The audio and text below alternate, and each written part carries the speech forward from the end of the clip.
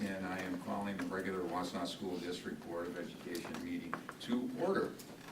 Ms. Gabriel, will you perform the roll call, please? James Boucher, Yes. Sarah Brock. Here. Charles Berger. Here. John Kreischer. Nick Rochier. Here. Patrick McKee. Yes. Corey Sillers. Here. Lance Trollope. He is here virtually. And Yao Yang. Here. Yep, I'm here. Okay, please stand and join me in reciting the Pledge of Allegiance. I pledge allegiance To the flag of the United States of America and to the republic for which it stands, one nation, under God, indivisible, with liberty and justice for all. It is the mission of the Wausau School District to advance student learning, achievement, and success. Moving right along to agenda item 5. This is for public and student comment. If I could have the list, please. Greatly appreciate it. And as I'm getting the list, I'm just going to state what I always state before we have the open consent area or the open community mic. With that, I would like to recognize speakers and students who wish to make public comments. But before we do, here are a couple of reminders. The board recognizes the value of public comment and on additional issues, educational issues, and the importance of allowing members of the public to express themselves on district matters. The president reserves the right to stop speakers from continuing if names, positions are referred to or inappropriate language used. Please identify yourself by name and state your address. Each statement made by a participant shall be limited to 3 minutes in duration. Ms. Gabriel will identify the time remaining. And with that, our first person to speak to us is Ann Whitland.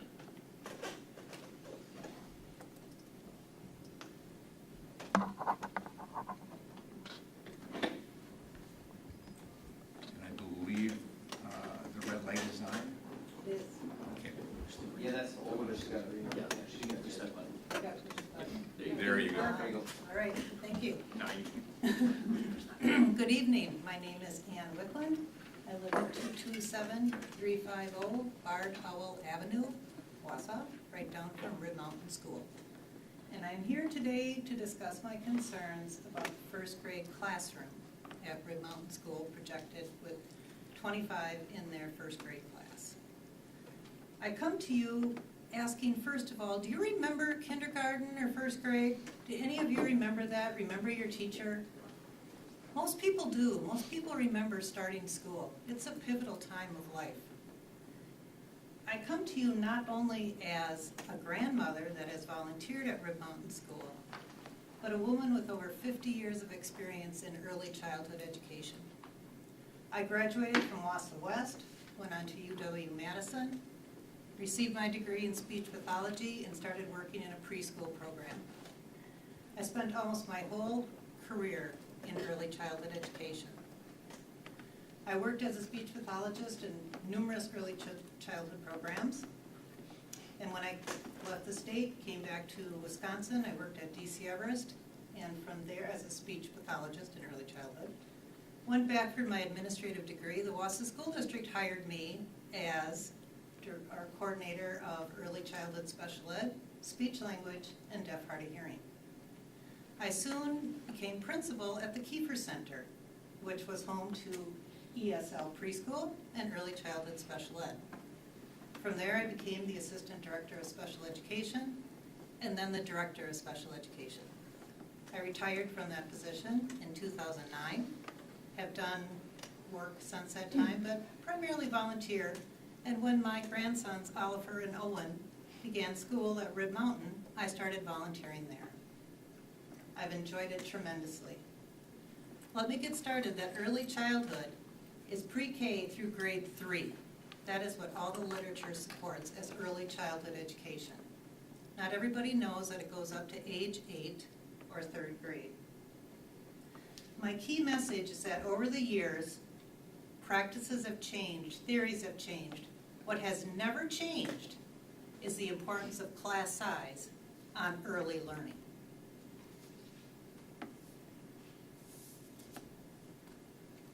Page 2. First grade is so much more than academics. Children are developing reading and writing skills, math foundations, classroom routines, self-regulation, social skills, positive learning behaviors. Young children need frequent teacher interaction, feedback, encouragement, and individualized attention during this critical year. The concern is a combination of class size and student needs. This is the most important point. We understand there is a wide range of academic abilities in this classroom. There are students with significant learning and behavioral needs. Different students require different levels of support. A large class makes it harder for one teacher to provide that individualized attention. I think I'm going to have to cut you off. Did I take too long on my introduction? I tried to give you a minute more on this to get to the introduction, but I shan't do that.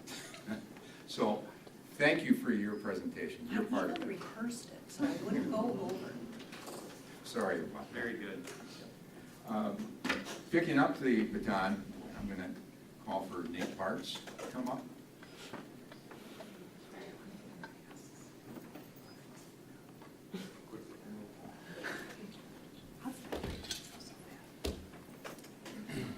Good afternoon, Board. My name is Nate Bartz. Address is 151306 Kingfisher Lane in Red Mountain. I'm the parent of 2 students at Red Mountain Elementary, and I'm speaking on behalf of many Red Mountain families who share the same concern that I do. First off, to begin with appreciation to the board, administration, and staff. This has been ongoing probably since last April, so I'm appreciative of your time, dialogue, and the information that has been exchanged. And I know that these staffing decisions are a difficult fiscal responsibility and quite honestly a complicated puzzle that needs to be solved. Our core point is not whether Red Mountain falls within a district guideline. Our concern is not how enrollment compares to district averages that are school-wide. And our concern is really what those numbers mean for K1 and 2s. Red Mountain is different. Right now, they are projected to be a single section K1 and 2, and a 1-section grade has absolutely zero flexibility. There's no balancing with behaviors, with additional supports that are needed. There's no help if a challenge arises and a teacher or teachers need to shift students between different classrooms for an afternoon. Looking at solely just a number as a cap doesn't consider composition for our students, which directly aligns with the school district's mission of student learning, achievement, and success. And just saying that there's 24 in that class is falling short of your mission. This is a bigger picture, and we appreciate that. I acknowledge that it's a broader district-wide conversation, and that I think we can all acknowledge that today's classrooms are entirely more complex than when those guidelines were created. We do support reviewing those guidelines, but our concern is immediate in that kindergarten, first grade, and second grade only get one chance, one opportunity to go through those critical building years of their elementary. As we've talked about, Jim and I were actually just talking about this, when it comes to IP or APA classes, if those kids don't get a sound fundamental foundation for their learning careers, they're not going to love school and they're not going to grow to their fullest potential. These are functional years for learning and development, and we need to be dialed into those now. I would ask the Red Mountain families to stand, but I think it's just about everyone sitting behind you, so if they all want to give a wave. So our direct ask is, what action can be done today, now, for the 2026-2027 school year to ensure that our students, our teachers, and all the admin in that building are getting the support that they need? I realize it's not a simple yes-no answer, that a solution is complex and difficult, but we're asking for action, not just acknowledgement. We realize that it's not going to be perfect, but we're asking the board and district administration to put the students first, to put the teachers first, and to put the families first. Red Mountain is a coveted place. It's a great school. I'm an alum of it, and I feel very strongly about it, even more so when my students or my children are involved, and want to see a solution that is something other than triage, and that is moving the needle forward in a meaningful manner. Thank you. Thank you. Our next speaker, Jess Parts. I thought that was the sign-in sheet. I have You wanna nothing to talk say. about So you don't want to I'm good. speak? Okay, thank you very much. Thank you for the two presentations, appreciate that.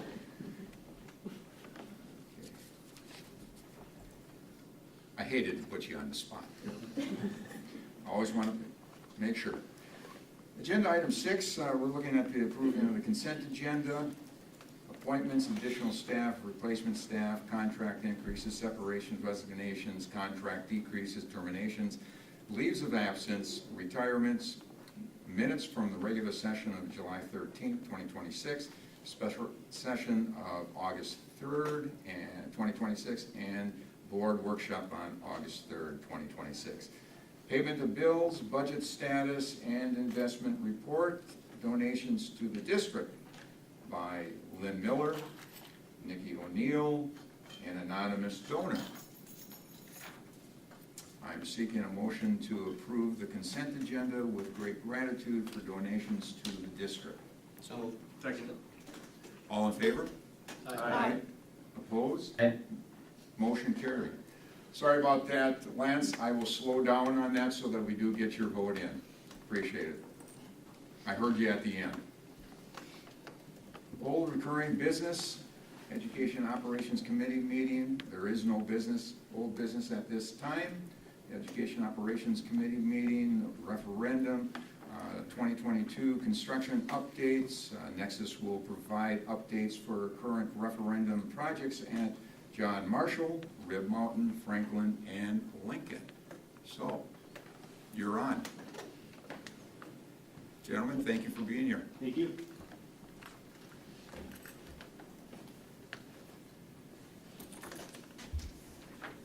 Okay, moving on with our brief presentation that we have for everyone. I'd like to say that the construction is going very well.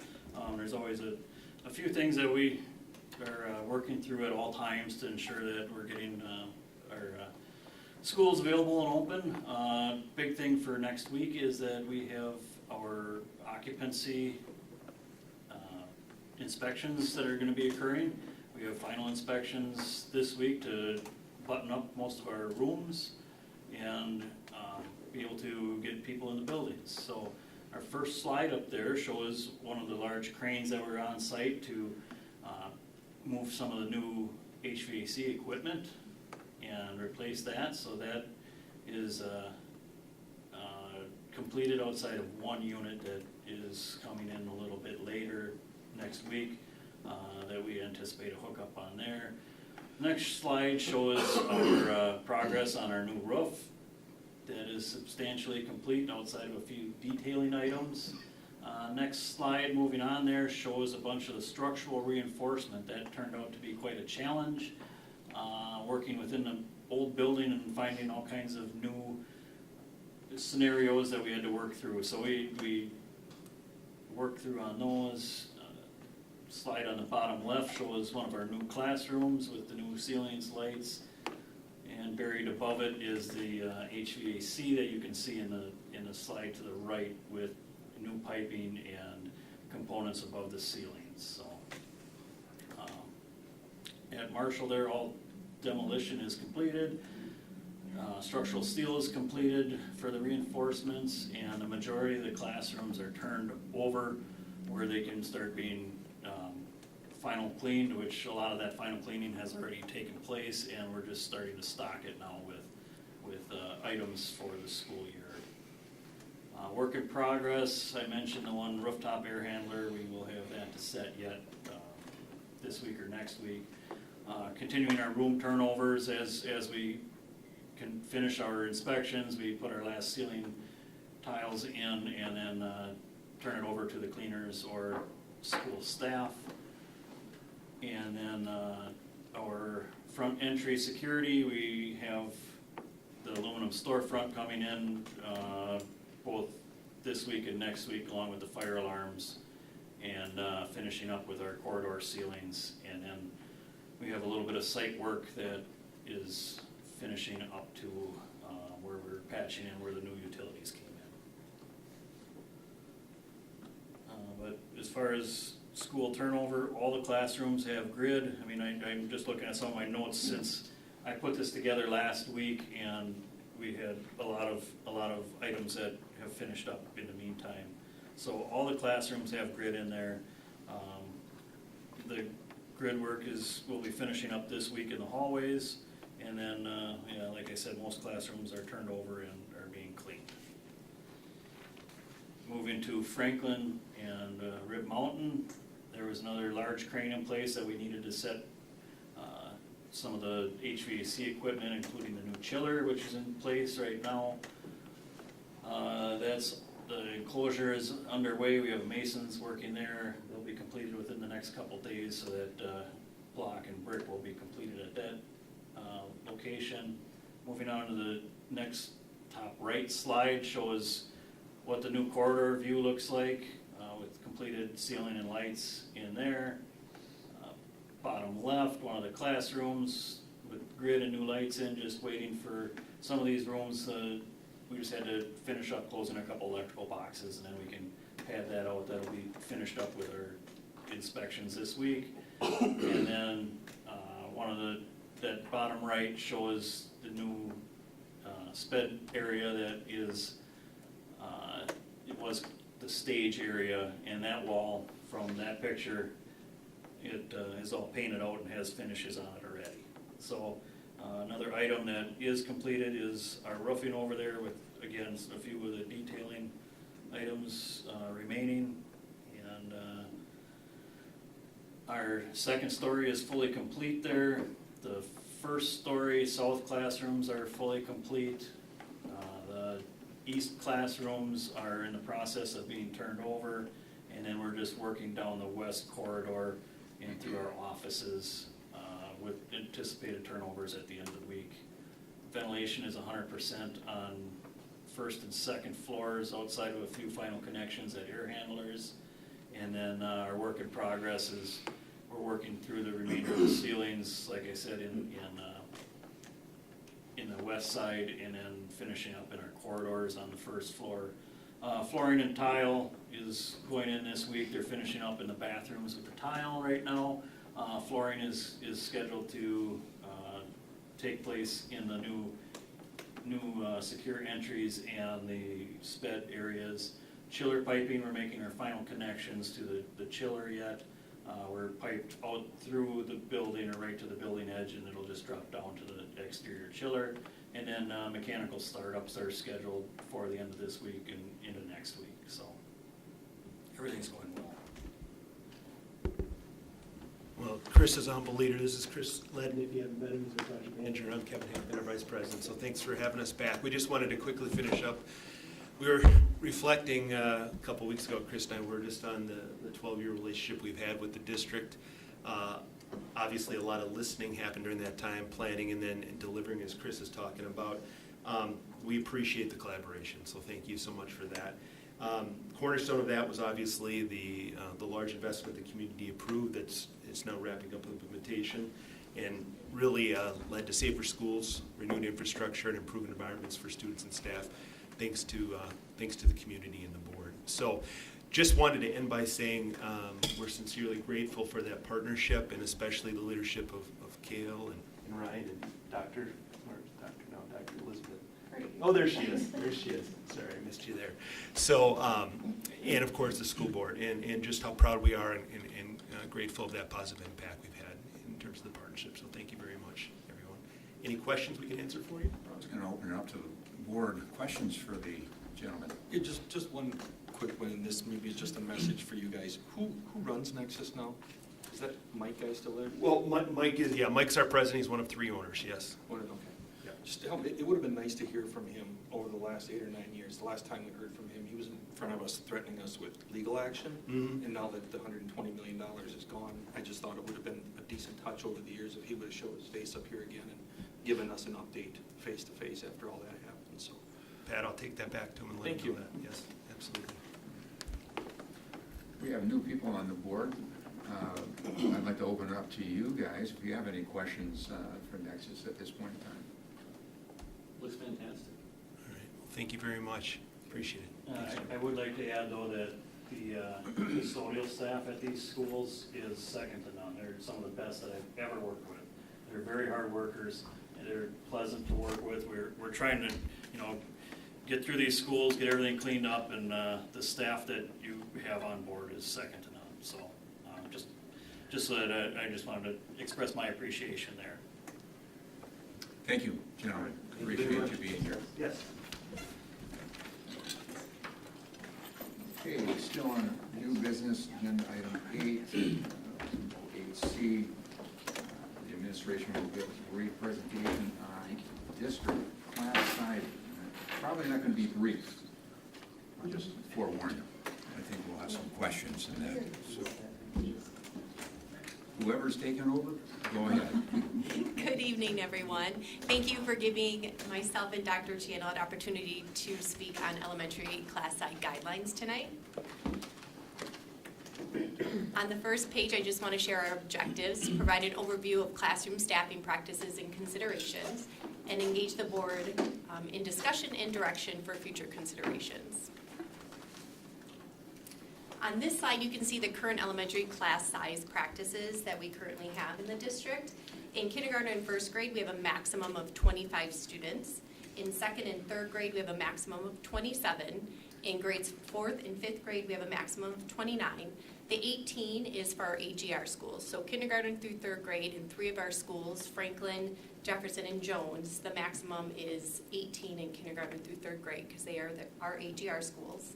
Once that maximum capacity is reached in any of our classes, we add a enrollment paraprofessional to each of those classes if they meet the maximum number of students.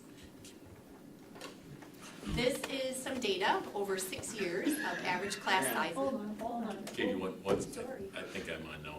One of the things I just wanted to point out, so the paraprofessional edition, we've commonly referred to that as like a third Friday para, where we wait until the third Friday count to see how many kids we had into the district, and that's when the para would get added. That's one of the changes to our practices that we're utilizing this year. We feel like we can make a pretty good assumption as to what the classes are going to be.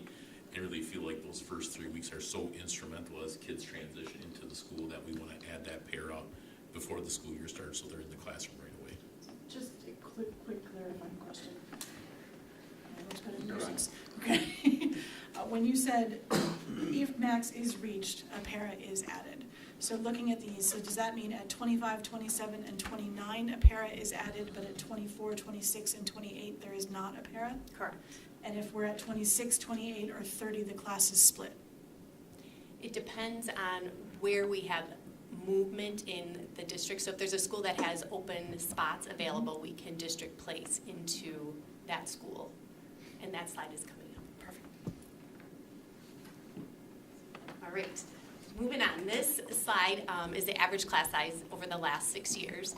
And as you can see, there's a couple things that I just want to note. The smaller class sizes, as you can see in 22, 23, and then 23, 24 was 7 and 5. Those are outliers, but they also contribute to that overall average class size of 19.3 and 18.8. Hewitt, Texas had those class sizes of 7 and 5 prior to moving to a combo class in first and second grade in 24, 25. With the exception of Hewitt, Texas, the smallest class sizes were at our AGR schools, which again have that maximum of 18 students in kindergarten through third grade.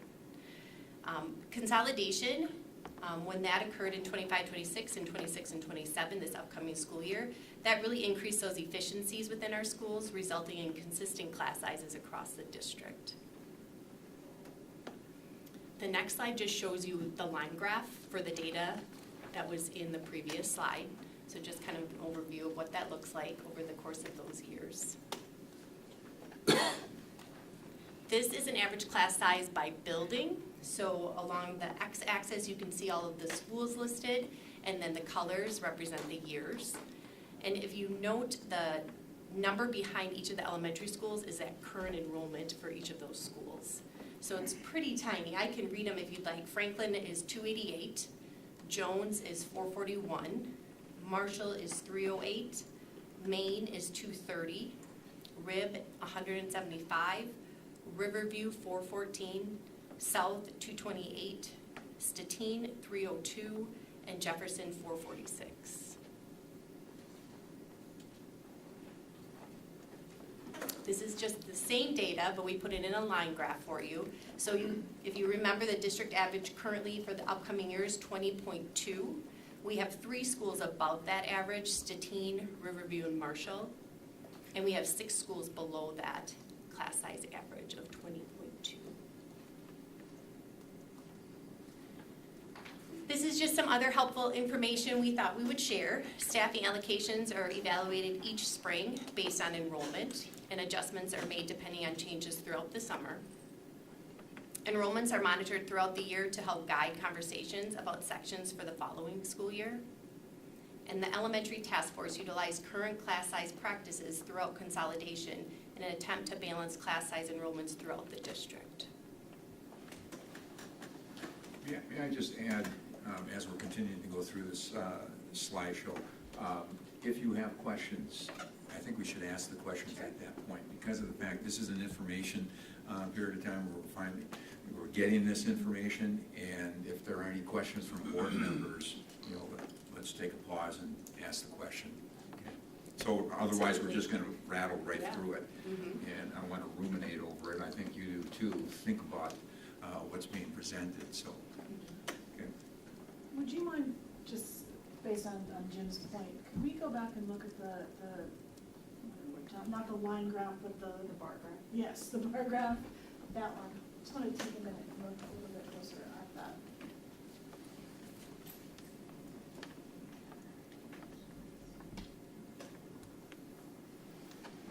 I'll take a picture so I can refer back to it. I know, I don't have my school issue iPad, so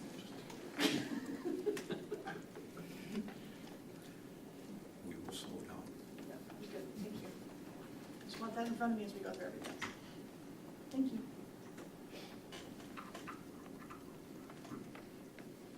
Okay, so as Sarah had mentioned, when we consider looking at those number of students in our sections and at what point do you decide on determining an additional section for schools or district placing students, so there's lots of things to consider, so we listed some of those for you, as we do not like to district place our kids. But when we're looking at that option, we check for student enrollment, physical space inside the school, and its surrounding schools. So if Stettin is full, what's the next school closest to Stettin or has available space for a student? We review those in-district transfer requests, because we always have families that do in-district transfer requests. We consider siblings if they're already attending that school and that trajectory of enrollment and impact on the family. So we don't want to split our siblings up. Keeping them together is really important. And then, of course, the overall budget situation. So if we district place, we're adding costs to our busing. So that would be something that we have to consider when looking at district placement as well. And let me add to that, and just kind of couple off of what Sarah, you had said about the idea of, let's say that you have 26 kids in a classroom and you have a section. At that point, the decisions guide it's going to be, do we split that class into 2, or do you district place one student into a different building someplace else? And so we've really been, district placement isn't something we don't want to do that. It happens more than we would like it to. Just having been a head of school in another state, this is one of the hardest things to do when it comes to enrollment in classes, because unfortunately, each student has a cost and a benefit. Obviously there are a lot more than that, but you can't, once you get 2 over, splitting does not pay for that whole second body, another teacher. So you're always kind of balancing that. And obviously the primary focus should be the success of the students, but it's the success of all of our students. And so that to me, this was always one of the hardest things to figure out, is balancing it's not a surprise, and Lance talks about, I'm going to throw Lance under a bus because he's not here, but he always talks about the importance of class size, and he brings it up multiple meetings every single year, so I know I'm not putting words in anybody's mouth. And nobody at these tables disagrees with this, but at the same time, we're balancing that with a finite amount of money that is literally dropping every year as inflation goes up and funding does not.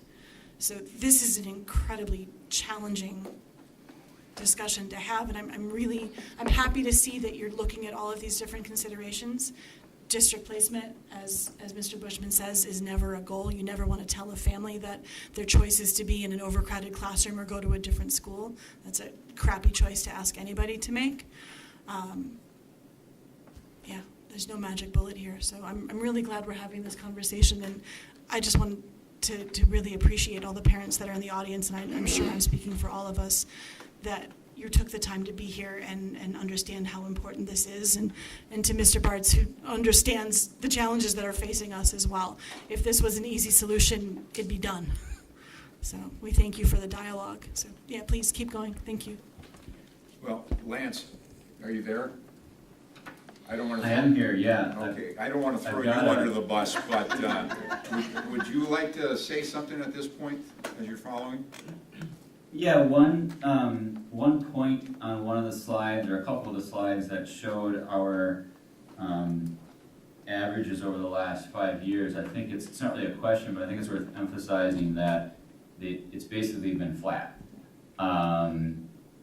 Just worth pointing that out because there was a recent media article, sort of previewing this meeting, and the title referenced that Wausau School District class sizes hit the highest in 6 years. And that's true, but it's less than one student higher than our second highest. So I just think it's worth pointing out or emphasizing that if people are looking at that and saying, oh my gosh, the class size average has gone way up. Well, it hasn't. It's within one. So I wish they were smaller always, but there hasn't been a significant change. Thanks, Lance. You want to continue? Well, one note that Taylor off Lance is when you look at scaling models where you just consolidated schools, it's going to assume that you just increased enrollment if you're looking at class size, but you're not. We're clearly not, as falling enrollment rates. So just as you do that and consolidate over time, or hopefully in the future you grow, but you're going to see a peak and then tailor down, you'll see a peak. So it's not whatever that article was is very kind of dissuading you from what's really going on. And just one more point on that too. When we consolidate the class sizes, one of the things we pointed out is that it wouldn't greatly impact our average class size, but one thing it does do when we consolidate schools is when we have schools with multiple sections is you get fewer outliers. So you don't have those really small class sizes like we saw at Hewitt now and then, and you don't have the really large class sizes often because it's just easier to even it out over 2 or 3. If you have a one-section school, like Red Mountain was mentioned, you can have a bubble that comes through, and it's might only be 2 or 3 students, but it's really hard to deal with because we can't just create another classroom. But yet it results in a large class. If you had 2 or 3 sections, you'd just spread those 2 or 3 students out over 3 sections, and it would be easy to deal with.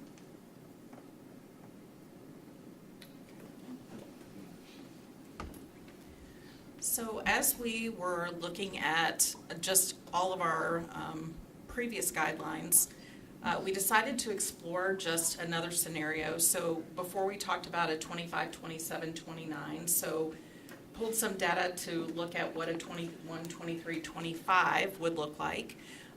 With our enrollment for the 26-27 school year, we would need to add 8 sections at various schools to accommodate.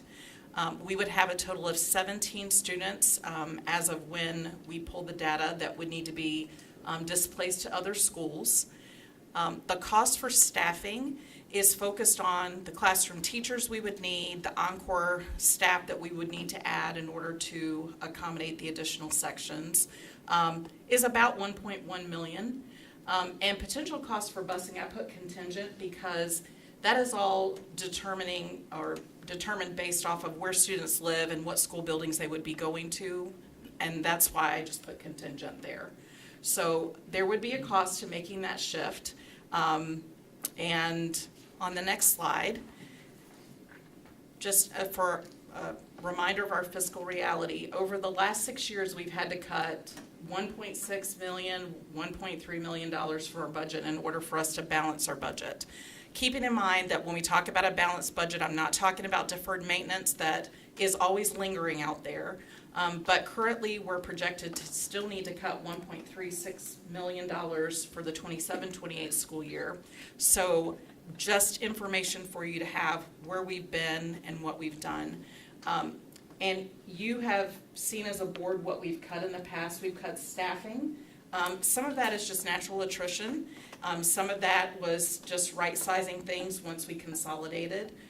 We've also taken percentages off of district budgets, building budgets, department budgets in order for us to balance that.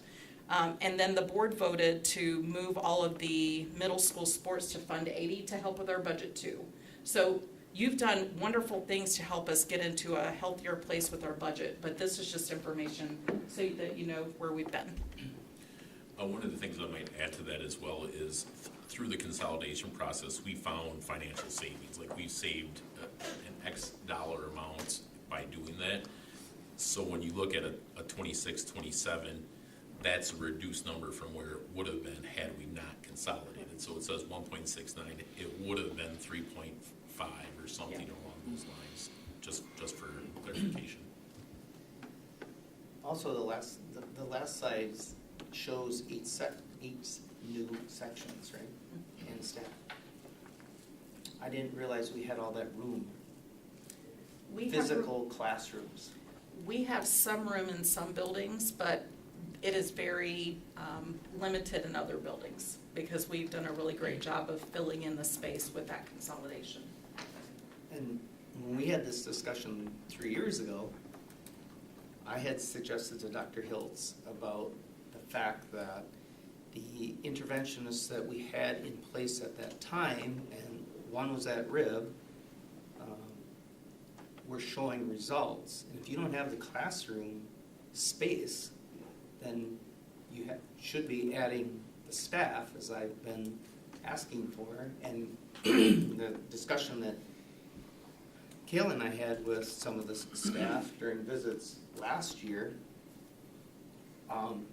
he's taken it to heart, which is wonderful, because the little kids need the most help right away to get them adjusted to their new environment, especially if they're not one of our 4K kids, right? So adding the paras, adding whatever additional staff the younger grades need, I've been asking about that for 3 years. So I would be in favor of whatever they need as a temporary thing, as I had suggested to Dr. Hiltz. But none of that seemed to happen because we always have red lines on our budget.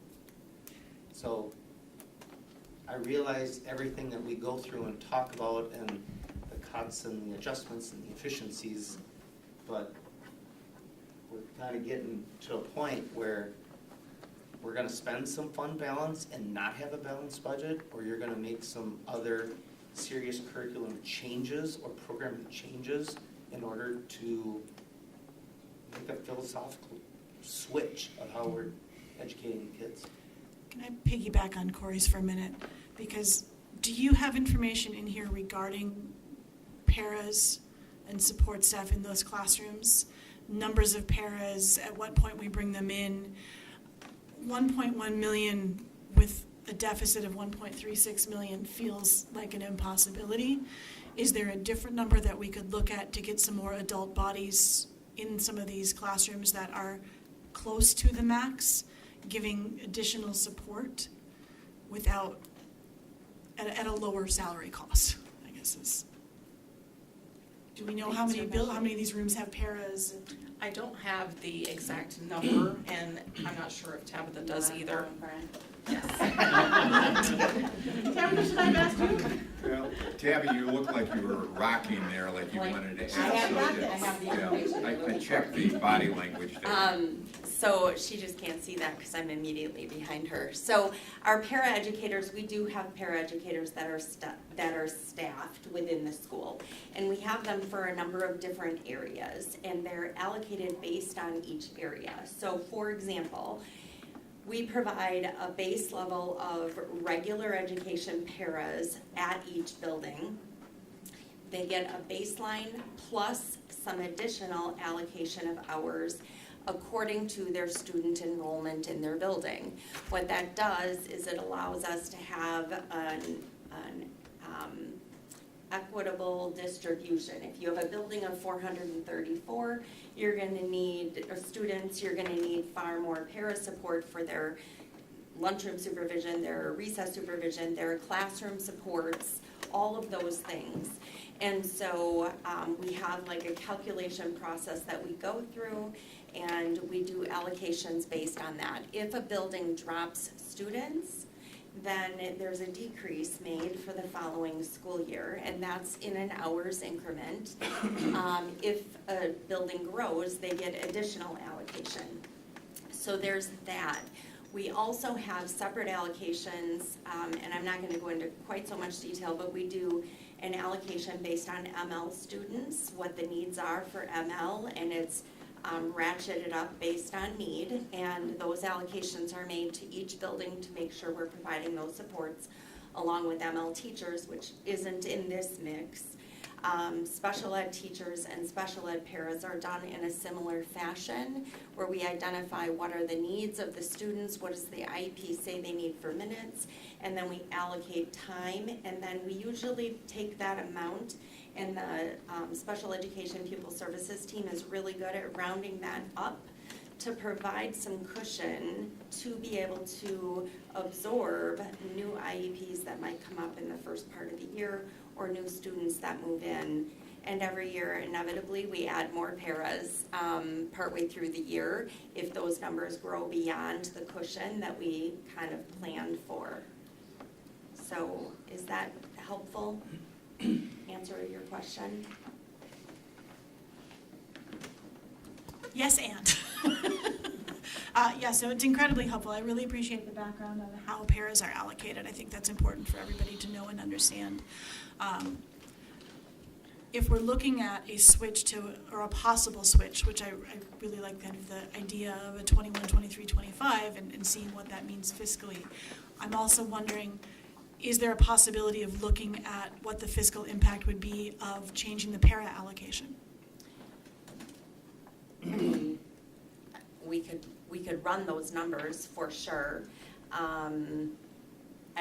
I will say I don't know that it's going to be a substantive change, because in the regular ed space, those allocations range from maybe 3 paras up to maybe 5 or 6 in our larger schools. I don't have those numbers right in front of me, but I'm kind of going by memory there. And what we're looking for are those, the recess, the lunch, and the classroom supports.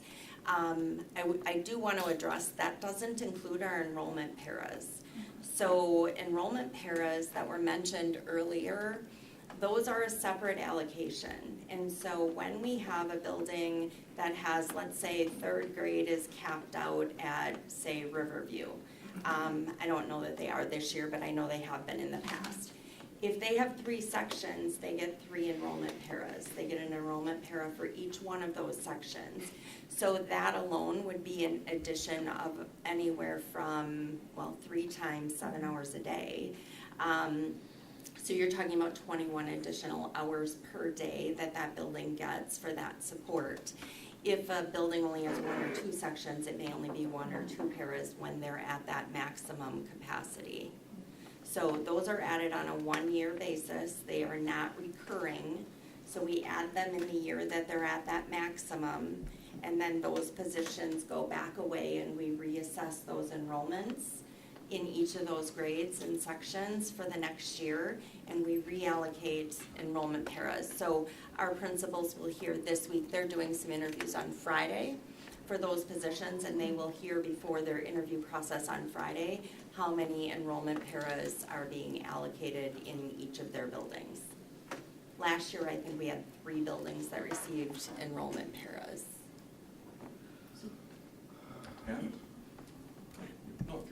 Just one more very specific point. So if we have a K1 or a K or 1 classroom that is at its, sorry, turn my page, maximum of, thank you, 25 is. Maximum of 1% said 25. 25, 1% said 24.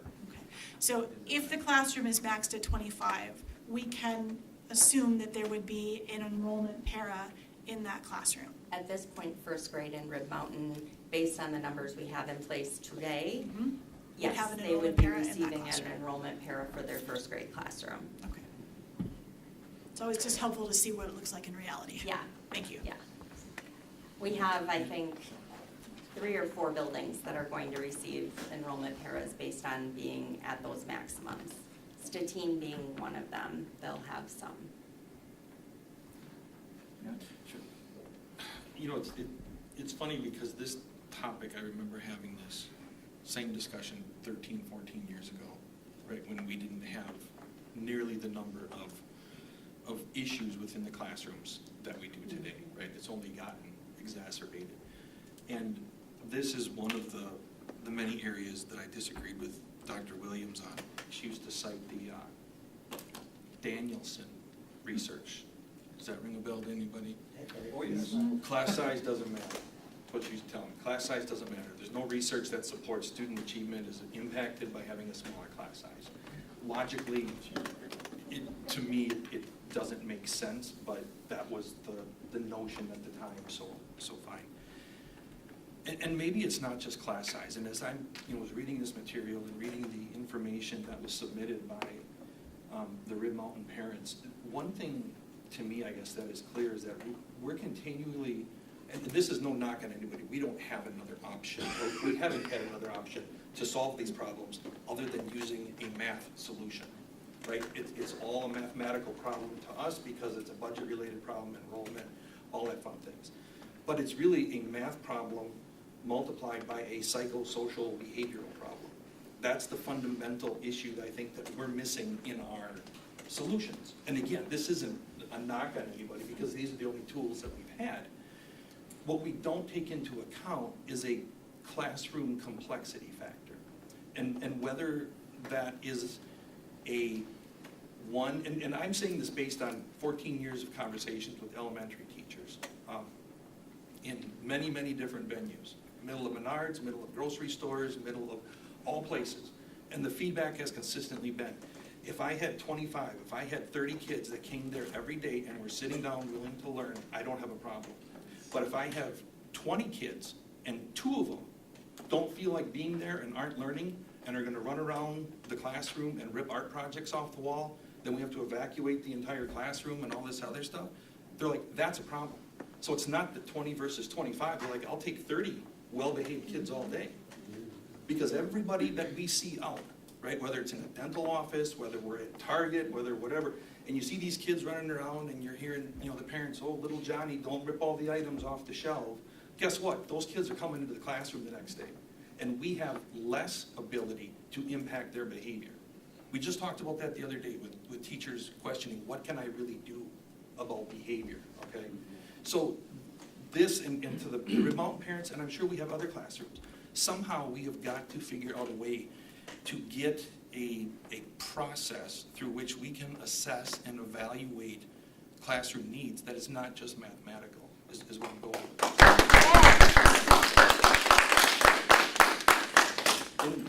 And I say that because in my day job, I have the same problem. Like I manage many different teams, and my ratio, ironically, for a supervisor to frontline staff averages 1 to 25. However, if I have a team that has ultimate complexity, they're doing many different processes, many different work, they're working with people across the seas, I only have 1 to 15 on those, simply because they need more time. They need more direction day in and day out. We don't, and we're faced with a lot of the same problems, right? It's all budgetary at some point. So going forward, and this is where I think one of the suggestions that I would have, and I've not brought this up before, but I think it would help us, or at least it would help me, if we could look at a staffing model by school and just start by showing what positions are all there for each school. All positions, teachers, paras, custodians, food service, yeah, all of it, just to get our bearings around what's there. Because if it comes down to having to cut additional items, we're gonna have to, unless something drastically changes with our budget, I think we're gonna have to start looking at how do we factor in classroom complexity, right?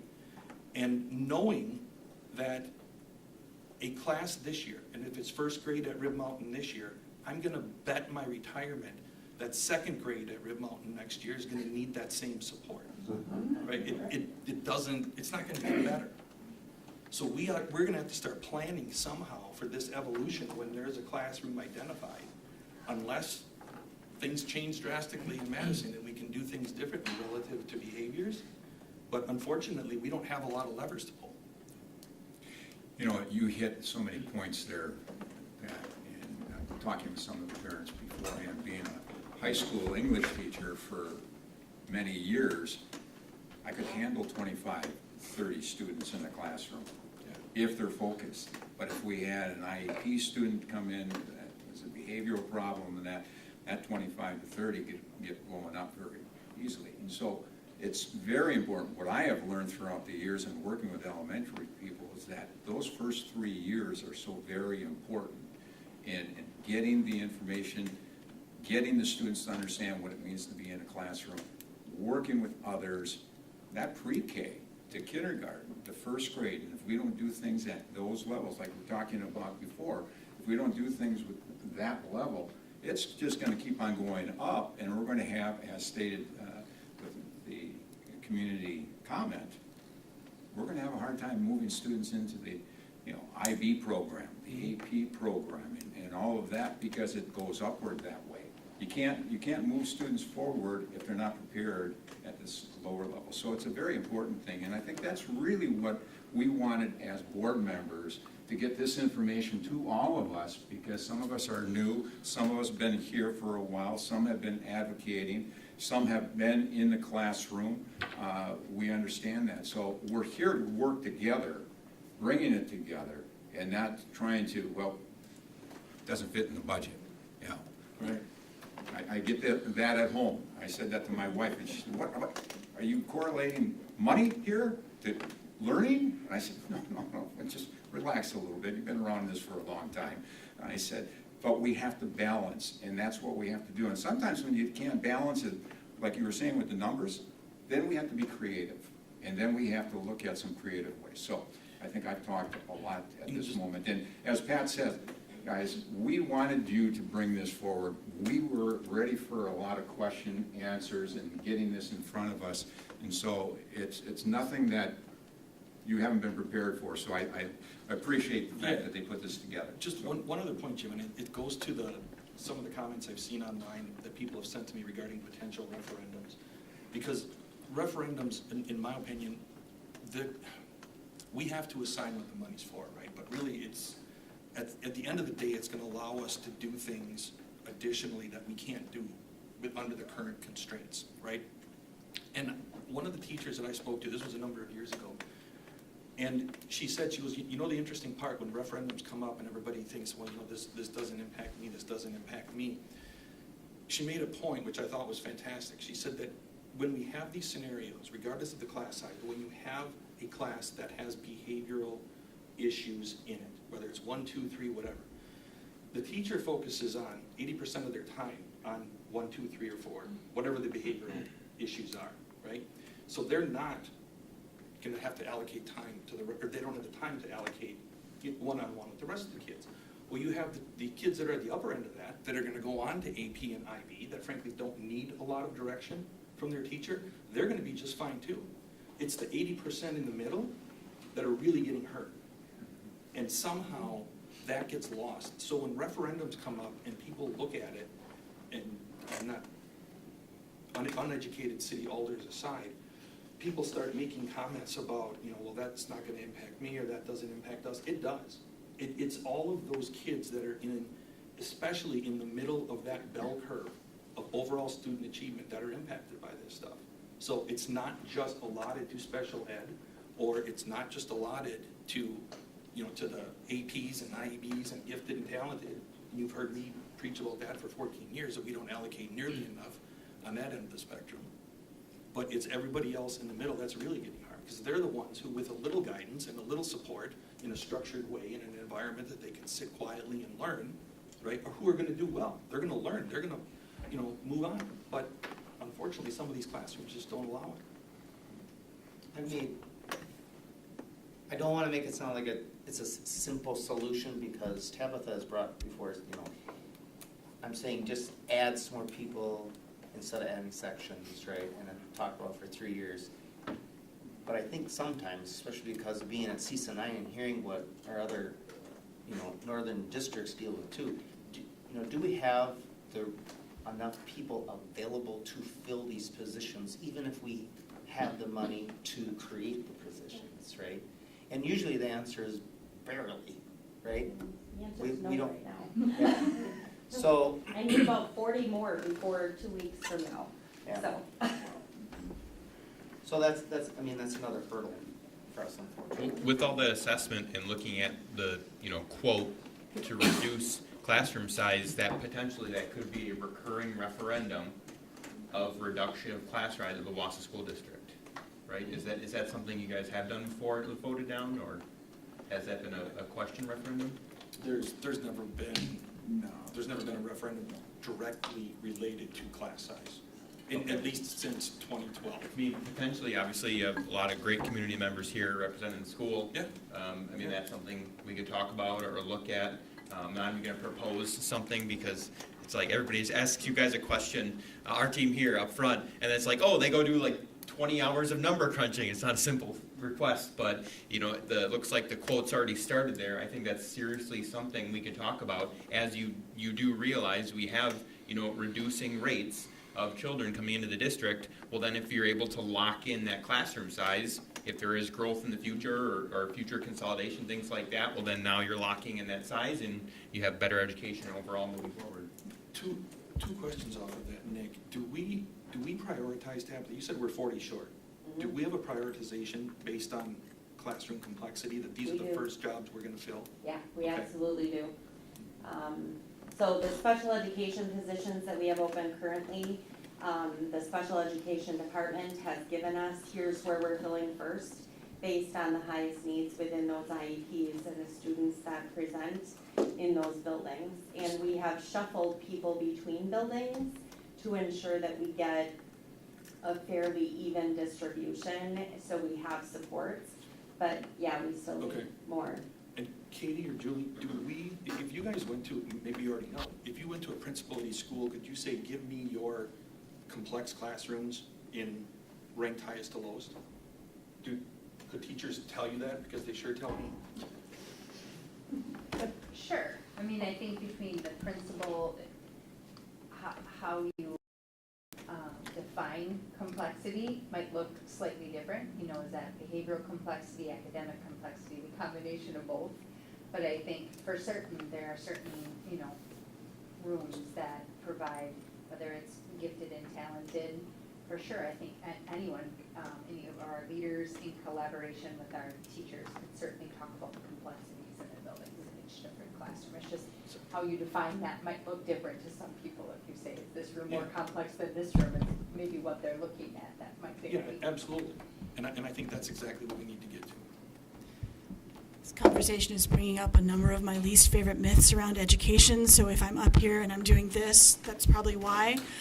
A few things that I think we can all get on board with is it is a real struggle so I'll just say, I don't have students in our district. I've never had students in our district. I have taught in other states. I've been a principal in other states.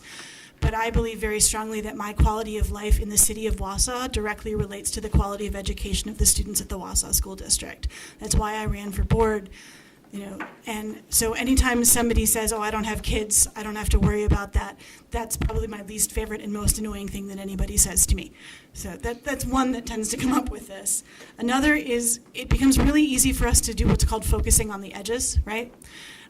We can talk about gifted and talented, we can talk about AP and IB, we can talk about students with IEPs or 504s.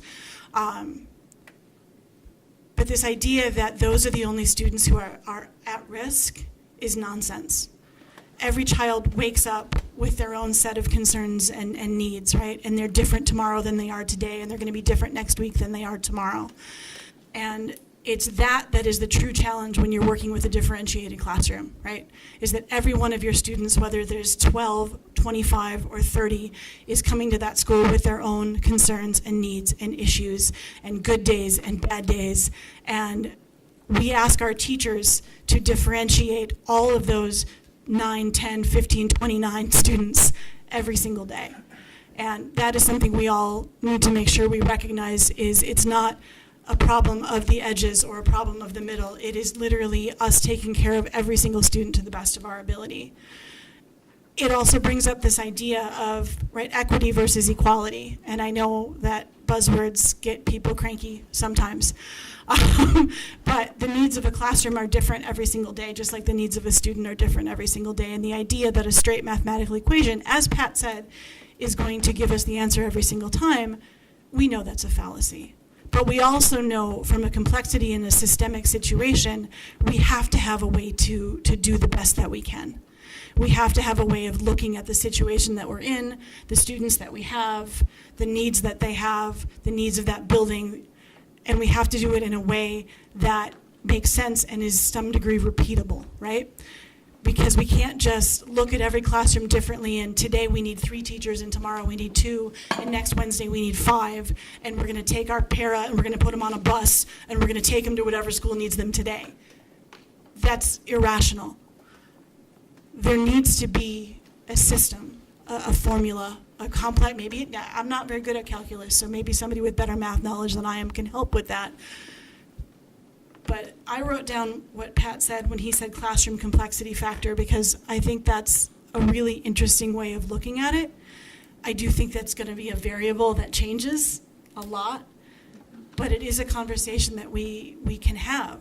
What can we do with our equation, our series of equations, again, not a calculus person, that might help us get more of a flexible, differentiated look, knowing that it's not going to be perfect, knowing that we can't magically make behavior better, knowing that it might work some days and less so others.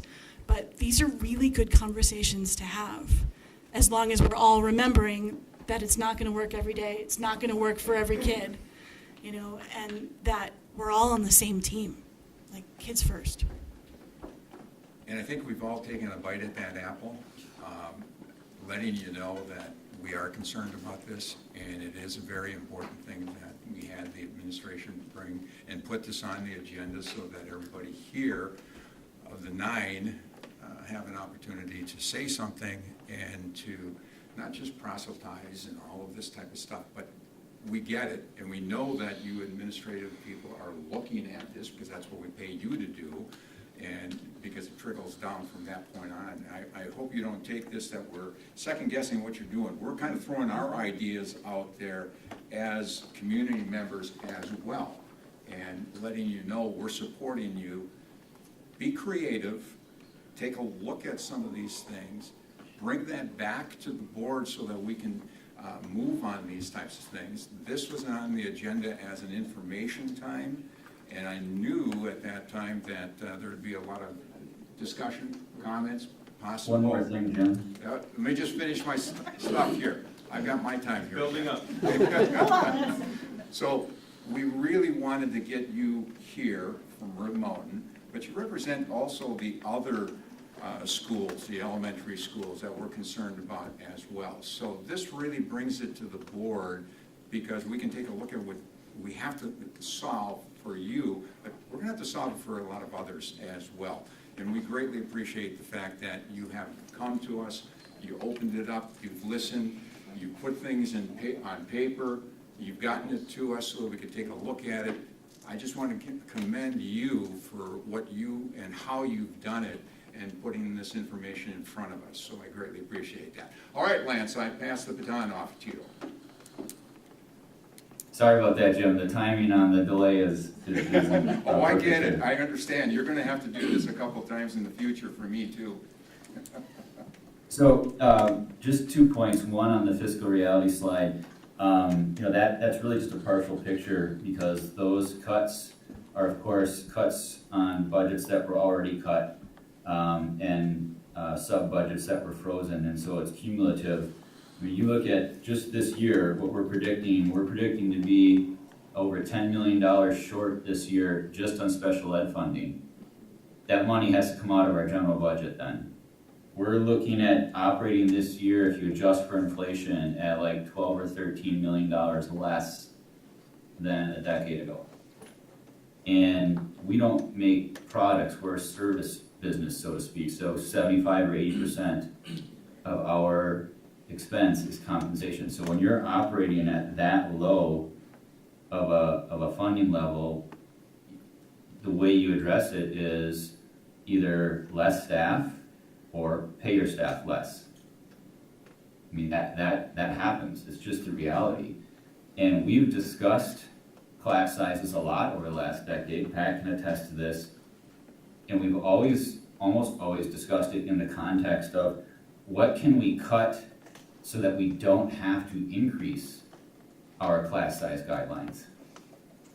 Because that would be a way to cut budget, would be to increase those class size guidelines. So we've done, had a lot of conversations over the last decade trying to avoid that, which has been difficult. And then just one other thing, I agree with Pat that the total number, it's important, but it's not nearly as important as the makeup of the class. Every teacher has told me the same that they've told him is, and the same thing you mentioned, Jim. 1 or 2 students can make a bigger difference than 10 students, depending on who they are. And I really think if administration is going to come back to us, what I'd like them to come back to us and talk to us about, I wish it would include a discussion about, are there more instances where we should be pulling the disruptive students out of those classrooms? And I know that we do want to incorporate those students into those classrooms, but we have to face the reality sometimes there's, 23 kids not getting educated because 2 are disrupting the classroom. And one way to address that might be to have those 2 students out of the classroom more than they are now. And that's not a fun topic to discuss, but I think it's something that we need to discuss. And I'm sure Wendy will be able to bring that back to us as well when we're talking about IEPs. And you'll look at that whole package and that. So we do look forward to hearing more of this and looking at some solutions. And before I finalize that so we can move on, go ahead, Ms. McGinn. So as the newest board member here, obviously there's some things that you guys have done in the past that I'm not privy to, but I do appreciate our Red Mountain family. Thank you for coming here. I want you guys to know that we hear you all. I know that there's been a precedence of how things have been done in the past, but I think being a former educator myself, I think it's important for us to continually just re-examine this. There's a history to all of this, but sometimes when we think about differentiation, times have also changed a little bit too. So thank you for bringing the situation of what's happening at Red Mountain to light for us. I don't think this is an isolated situation with what's happening at Red Mountain. This is probably happening in other schools, so thank you for bringing that to our attention. And that is something that I think is important for us as a board, for us to continue to examine moving in the future. I do have 2 clarifying questions for the both of you. As far as the average class size at the elementary level, given the size of the Wausau School District, how do our numbers look compared to other districts our size? And then the second clarifying question is, as far as future enrollment, as far as class sizes, do we see those class size numbers kind of staying the same, going up or down? What's the projection on that? I can answer the first question. I did reach out to some districts and they range. So DC Everest puts a max at 22 for kindergarten, but then they don't have a maximum in their 1st grade through 5th grade. They have targeted numbers at DC Everest. There's no policy directly related to a number in those classes. Stevens Point has kindergarten at 22, 1st grade at 24. Rapids has like a goal of 18 and in kindergarten, a goal of 22 in 1st through 3rd grade. If you go to Madison, they have 23 as a cap in kindergarten, 23 in 1st grade, and then they jump to 27 in 2nd grade. And then I have Milwaukee, which is 25, very similar to what we have in kindergarten. 1st grade is 25. Waunakee, 22 in kindergarten. How many more do you want me to keep going? Okay. you obviously looked at some other stuff. I did. And Does that then, answer your question? Yeah. Yeah. and then to answer class sizes over time, we are battling, like many districts, declining enrollment. So I will continue to watch that as the years go on.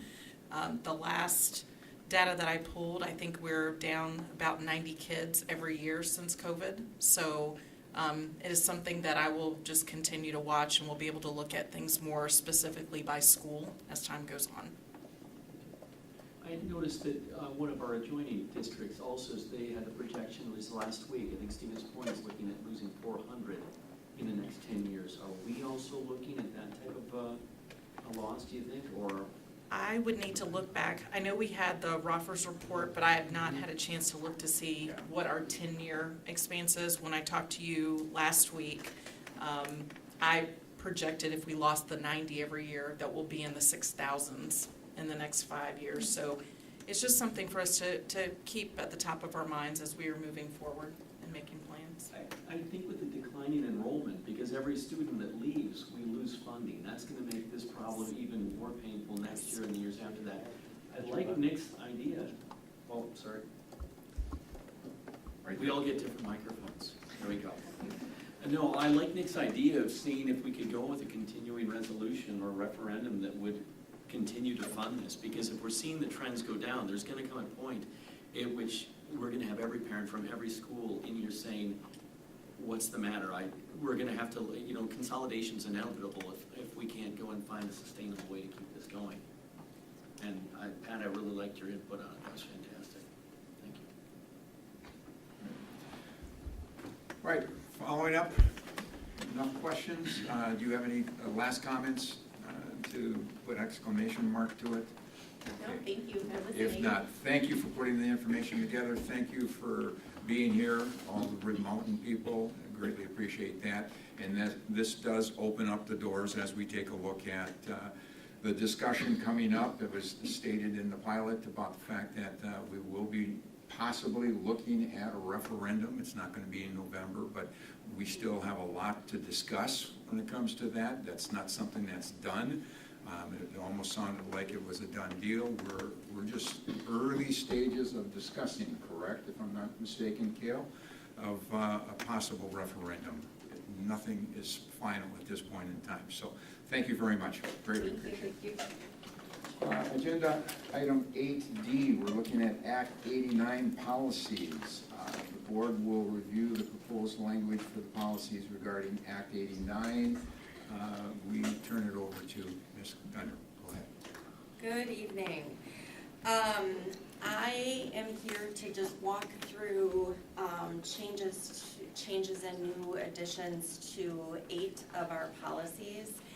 And before I even get into that, I want to start by addressing something. We had a question come to us because a community member was only seeing 4 policies, but they could see that there was a legal summary that mentioned that there were 8. And so at about 3 o'clock this afternoon, I had an opportunity to finally dig into that. And what I found was, as you can see, they were all posted last week for all of you to access. However, there were some that were uploaded as you had to have a login to be able to see them. So while they were there, and all of you probably could see all of them, when I would look and others looked in administration, we could see all of them. However, they actually were not available for somebody in the public arena to be able to see. That said, I made the switches in that setting when I discovered what had happened, and we'll continue to make sure that we're careful with that, so just in general. So all of them are now visible. You can see all of them there. Just in high-level overview, Act 89 is a piece of legislature that the Wisconsin legislative bodies passed in March of 2026. That law requires a number of things, and it addresses 3 main changes that we had to include, and the policies with those additions and updates need to be approved by the board no later than September 1st. Those three main things that all of these changes are focused on include ensuring that we've got communication clearly identified in terms of what are appropriate and inappropriate means of communication between staff members, volunteers, and anybody else connected to the school board with students.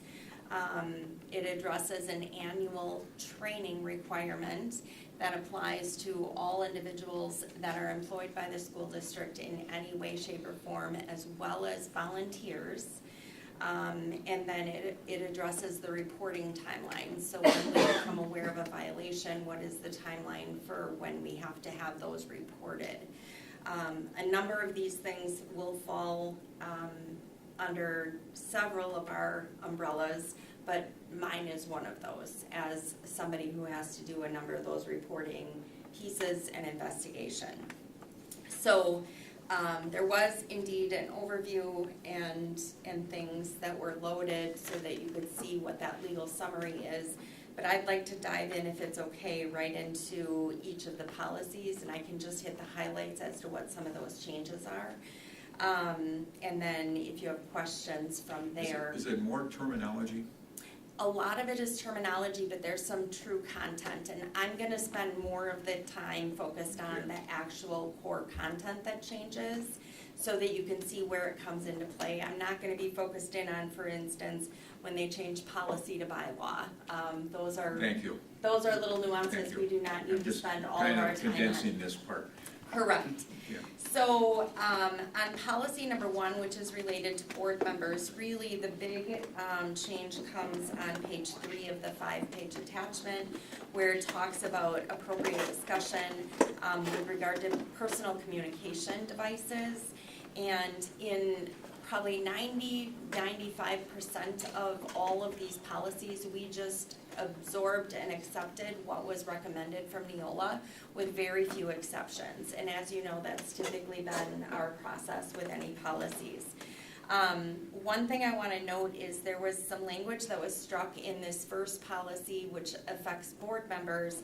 The policy language we struck addresses board members having to use approved communication platforms for any of your communication. And the reason why that one that was struck was on there was because it specifically addresses that it has to be communications that can be reviewed by the district and are available for public record. And as you all know, any communication you have that is connected with in any way, shape, or form to the district is public record, and you are required by statute to maintain any and all of those communications. So that's already built in there, and that's why we struck that item. The rest of that policy is good as is. Moving on to policy, the next trio of policies, but I'm going to ask if you can click on the 3213. Policy 1213, policy 3213, and policy 4213, as you oftentimes see, they go hand in hand with one another. The 1000 series really impacts the district administrator and requirements that he has. The 3000 series impacts our certified staff, and 4000 series impacts our support staff. I'm going to hit on teachers because that is all the same plus some additional things. The teacher piece, there's one piece that specifically talks about them teaching students, and so that is item D under the standard of care for students. Then when we get to the second page, I want to address, we took out an item that was titled preferential treatment or favoritism, and that was taken out uniformly across all of the policies. It is my understanding that almost all districts that work with our Neola contact at least have removed that piece. And the reason why they've done that is because there's no place where that is defined. So any person could say, well, they gave preferential treatment, but it doesn't define what does that need to hit to actually be enforceable. And I think it puts us into a space that's, we're kind of caught without any way of of managing that in a reasonable way. And so we believe that the other items that are listed in there under the grooming section, which is new, under the boundary invasion violations, which is modified because that language was there in large part in the past, really cover the things that we're going to be focused in on. I did receive a couple of questions from folks just related to, we struck the first 5 examples that are listed under boundary invasions. It isn't that we struck them, they got moved.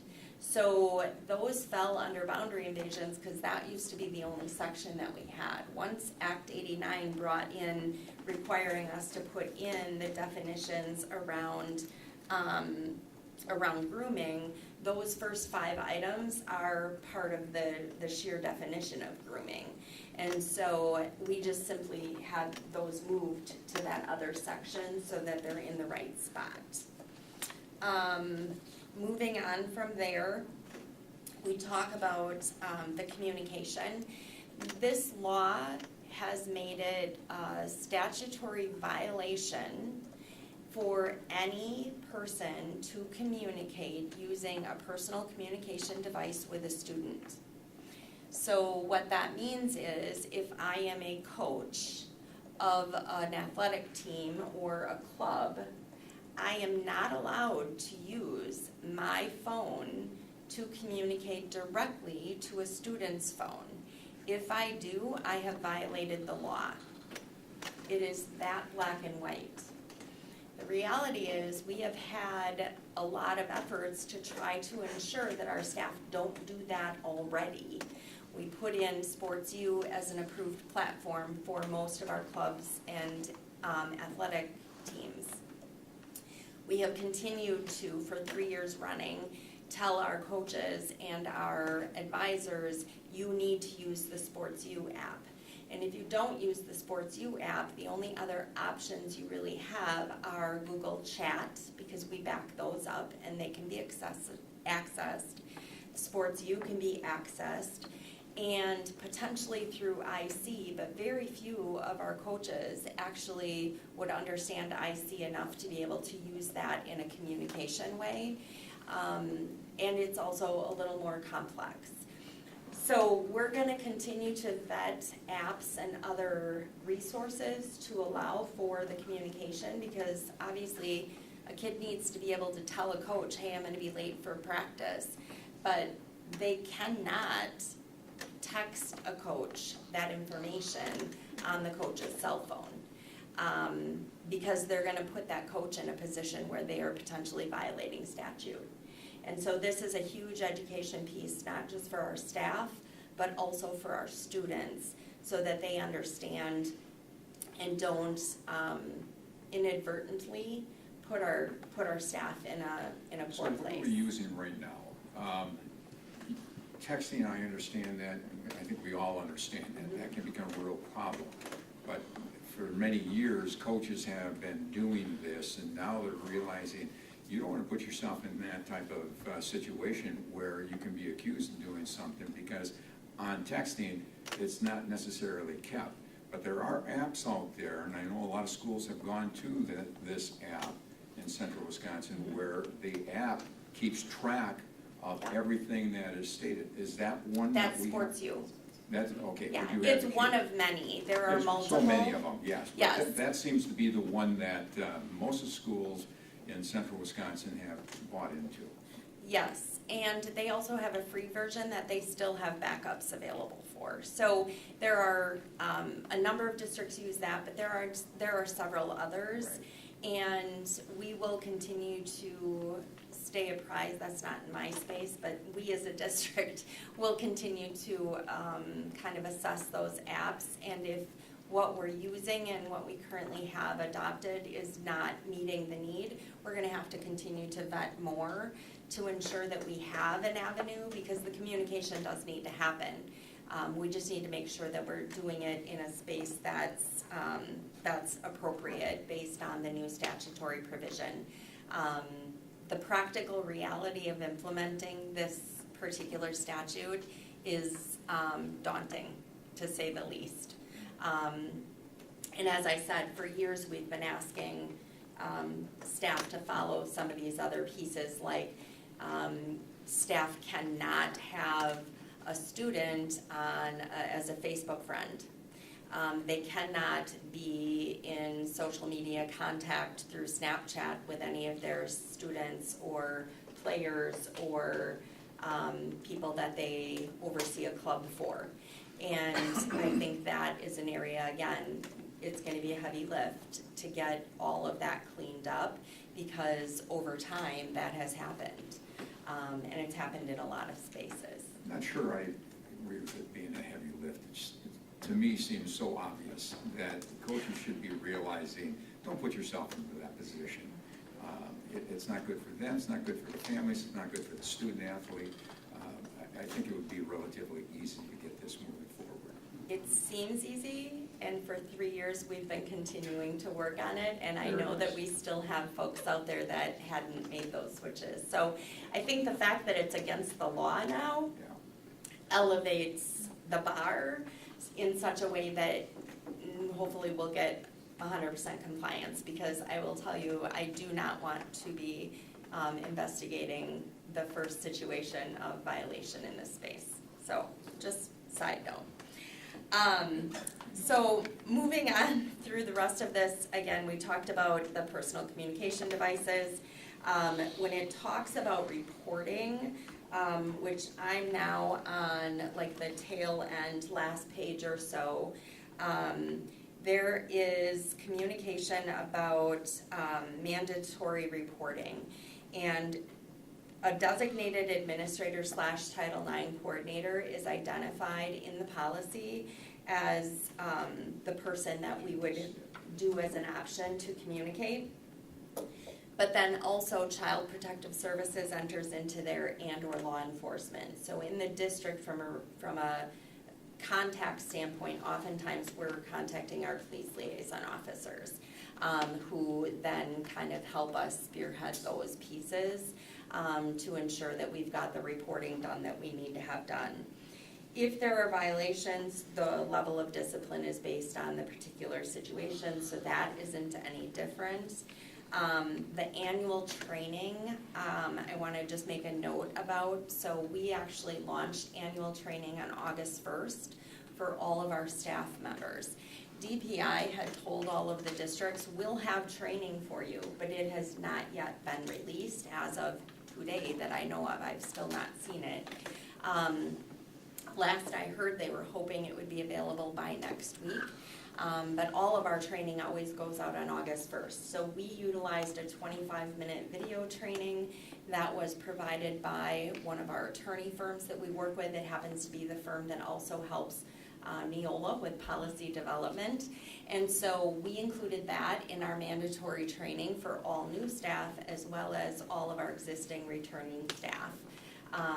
At this point in time, I think we're at like 30% already completed all of that training, which is great. But we'll continue to ensure that that all happens.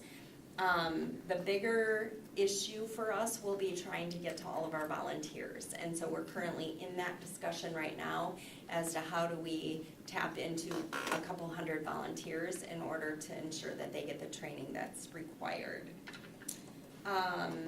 Anybody have any questions on any of that so far? Okay. Student supervision and welfare, again, this is the piece where the grooming language is new, the boundary invasion language was adjusted to move that up, so it's kind of the same. You'll see a lot of the same, it's repetitive because we put things in multiple policies. One note about that is they encouraged us to identify the apps that we choose to support. And we have not done that in policy at the recommendation that otherwise every single time that app goes defunct and we have to replace it with a new one or something like that, you would have to then update policy, which would potentially be more frequently than we probably need to for such a simple change. So we just said district supported apps or communication mechanisms. On the policy 7530, It talks about, again, that personal communication devices, so it's added in there as well. Policy 7530 is, one is directed at students, the other one is directed at staff. Again, same thing, how to use it, where to use it. Student technology acceptable use, mentioned that one. All of the same language, you see it in repeat. Where I want to touch base is on the use of social media, and then the very last two policies. Use of social media, we took out some language and it shifted some language around, not super substantive beyond what we've already discussed. Copy of volunteers, the volunteer piece, as I mentioned, we've really not had to manage that space. And so we've given them information about not communicating directly with students, but this brings up more rules and guidelines around that. So the training with our volunteers is going to be important. The timeline for reporting is included in the child abuse and neglect policy, which is 8462, and it's the last one in your list. Any reports or any knowledge of any of the child abuse and neglect and sexual misconduct is what was added on this piece, must be reported immediately, and it has to be reported to the Child Protective Services and or law enforcement. In a couple of these spots, it talks about district administrator. We chose that as an option. Know that if it's capitalized D, capitalized A, it means or designee. And so that oftentimes might be a principal or student services or myself or others on the administrative team. The timeline is what I think caught a number of people off guard, and it is also critically important. If we receive a report and it is before the end of a regular school day, we must notify the parent by 5 p.m. that same day. So school dismisses at 3:30 in our elementaries or thereabouts. If we receive a tip about something like this, we have to be in contact with that parent within an hour and a half. Otherwise, we've violated that expectation. If we receive it after school hours, so secondary schools dismiss more like 2:33-ish. If it's any time after that, we are required to notify the parent by no later than noon the very next calendar day. So Friday afternoon, 5 o'clock, we get information, we must contact the parents by Saturday at noon. If we get the tip on Saturday, the 5 p.m. or the noon the next day still applies. So there isn't gonna be a space where somebody can say, I'll take care of that Monday when I'm back in the office. That's not a thing anymore with this guideline and this expectation within the statute. And those timelines were spelled out. I see a lot of covering for administration. I mean, it's gonna have to take place because you can't use that anymore. And when I first saw that, I thought, wow, you know, it really goes opposite of what has been done in years past. If it's on Friday, you can get to the parents by Monday, you know, not disturbing them on the weekend, but now this really cuts to the chase. So when any of you are on vacation and something comes about, it's gonna be, you guys are gonna have to be doing a lot of communicating with one another yourselves. Agreed. And I think our district is lucky in that way just because we're a much larger district. So we do have more people that can help in those spaces and those times. I really feel for small districts where they might only have one or two administrators. They're gonna have a tougher time. And I say that only because I understand that. Yes, you do. Tabitha, can I just one point of business just for so it's somewhat irregular that the policy is coming to you for the first time in front of the board. But one of the reasons we did that is that based on the September 1st timeline, that if you guys wanted us to come back with more information, or if you had questions or concerns that you wanted to, we could place this on the agenda for our next board meeting on the 24th, so we'd give some time in between. If there weren't questions, or if you felt comfortable moving forward, we can certainly vote on it tonight as well and move on from here. I guess I'm looking at the board and seeing what you want to do for today. Okay. All right, with that, then I'm going to seek a motion. I'm seeking a motion to approve the proposed changes to policies related to Act 89. So moved. Second. Any questions? All in favor? Aye. Opposed? Aye. Opposed? Motion carries. Thank you very much. Thank you. Appreciate the work on that. Yeah, immensely. Agenda item 9, I'm asking the board if there's any professional growth and development information you want to share with other board members at this point in time. If not, I'm going to move to Mr. Sillers. We'll deliver legislative liaison update, whatever we have. First, I will share about CISA 9 annual convention was last Monday on the 3rd. So that's why I was not here. Our normal chair, Chris Petrikis from Eagle River, was not able to attend, so me as vice, I got to run the whole show with Al Petrie. And we have a new member from the Lakeland area, and want to recognize Larry Schaefer from our DC Everest district, who's been a member on CISA 9 for 4 years, but has served in DC Everest for about 30. So he is taking a break off of that, and so we have a new set of eyes on CISA 9 border control now, and I have a packet of the annual reports that I forgot to bring this evening, so I'll make sure I bring that, get that dropped off, so staff here can look at all the excellent things that Al and his crew are doing. They've added, I think, 6 or 7 more positions to expand services that they're allowed to, offer the surrounding districts. Otherwise, I don't know, to me it's a big thing. Secretary Duffy was in town over the weekend, and I got to speak with him about, we talked about construction things a little bit and how that's going based on the economy, and I told him we really need energy prices to be reduced. I said, because that's affecting construction, and we've had a negative jobs number that was released yesterday or today.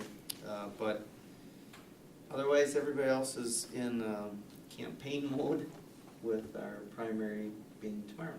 So I thank you for your work with CISA 9. I'd like to thank the administrative team for your work with CISA 9. I know playing a leadership role in CISA 9 is very important, and they greatly appreciate.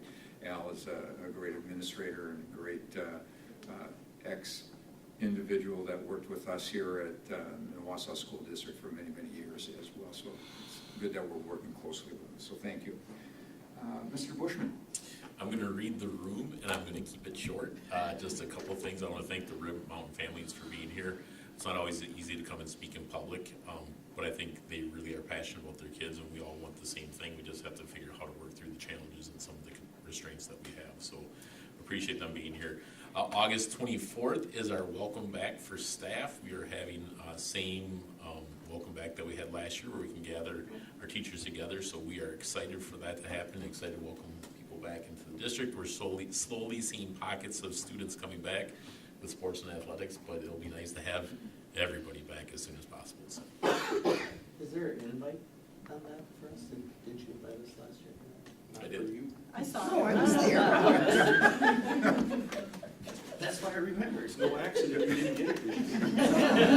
Okay, well, you don't want to see me. You're invited. You're invited. I have plenty of work to do. Thank you very much. Appreciate that.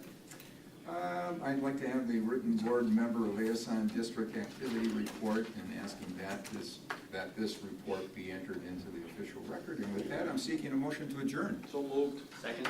All in favor? Aye. Opposed? Motion carries. Thank you very much. 7:30. On the 9th grade. Charles, are you running popcorn this year? No, I've been upgraded. They asked me to make the team dinner before homecoming, at which you're formally invited to make 8 briskets. Yes, they called me, Kurt called me last night. Said, listen, you did it 2 years ago, we can do it again. Hey, Nate. $30. $30? Hey, no, those are all my real, 4th grade.